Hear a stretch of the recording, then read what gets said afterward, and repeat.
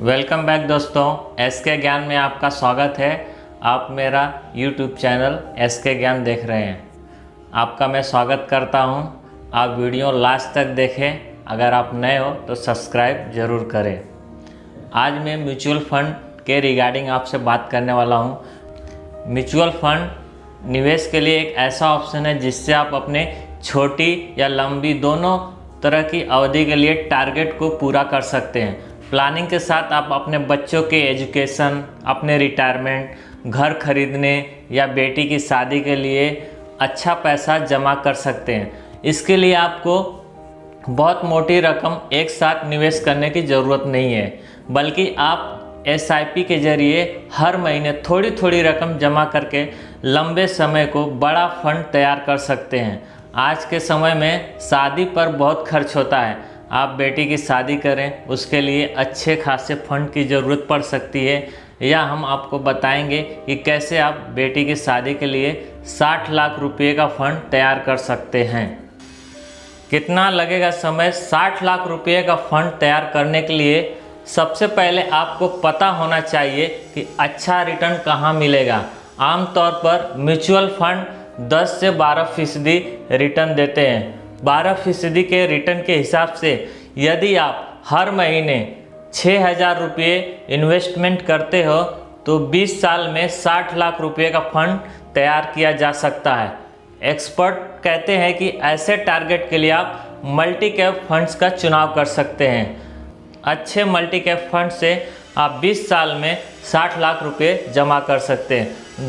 अगर आपको multi cap fund का चुनाव करना है तो आप Parag Parikh long term equity fund choose कर सकते हैं। ये मल्टी कैप में एक बहुत बढ़िया फंड है, इसमें आप जा सकते हैं।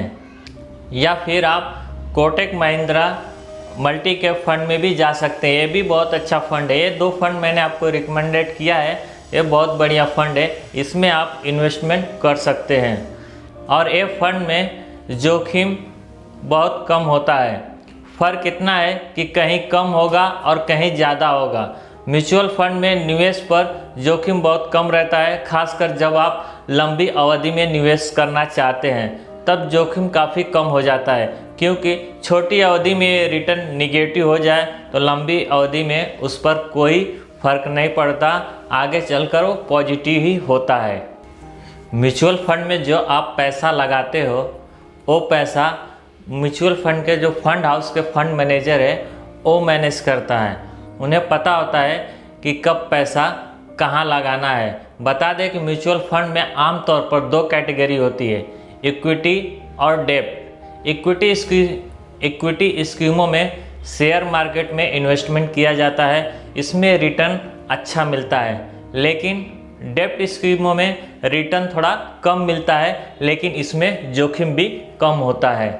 डेब्ट स्कीम का एक और फ़ायदा है, टैक्स बचाने के लिए डेब्ट फंड अच्छा ऑप्शन है। डेब्ट फंड पर आपको भी जो मुनाफा होगा उस पर टैक्स या टीडीएस नहीं कटता है, यानी डेब्ट फंड आपको टैक्स मामले में फ़ायदा पहुंचाएगा। ध्यान रहे कि बेचने या रिडीम करने पर टैक्स लगेगा, तब इस आधार पर टैक्स लगेगा कि आपने फंड में 3 साल से कम या 3 साल से ज़्यादा के लिए इन्वेस्टमेंट किया है। अगर आप डेब्ट फंड में जाना चाहते हो तो मैं उस पर आपको एक सजेशन दूंगा जिसमें आप इन्वेस्टमेंट कर सकते हो। एसबीआई का मैग्नम मैच्योरिटी फंड है। ये बहुत बढ़िया फंड है, इसमें आप इन्वेस्टमेंट कर सकते हैं। इसमें जोखिम बहुत कम होता है। इसमें सारा इन्वेस्टमेंट गवर्नमेंट सिक्योरिटी में होता है, इसके लिए इसका जोखिम बहुत कम होता है। अगर आपने म्यूचुअल फंड में इन्वेस्टमेंट कर दिया है तो आपको मार्केट पे नज़र रखना ज़रूरी है।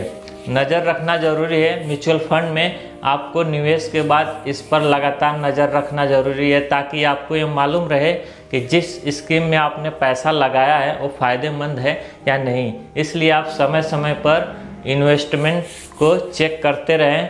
अगर उसमें ज़्यादा लॉस रहता है, ज़्यादा निगेटिव में रिटर्न जाता है, तो आप पोर्टफोलियो में बदलाव कर सकते हैं। उसको स्विच आउट करके आप कोई दूसरा फंड चूज़ कर सकते हो।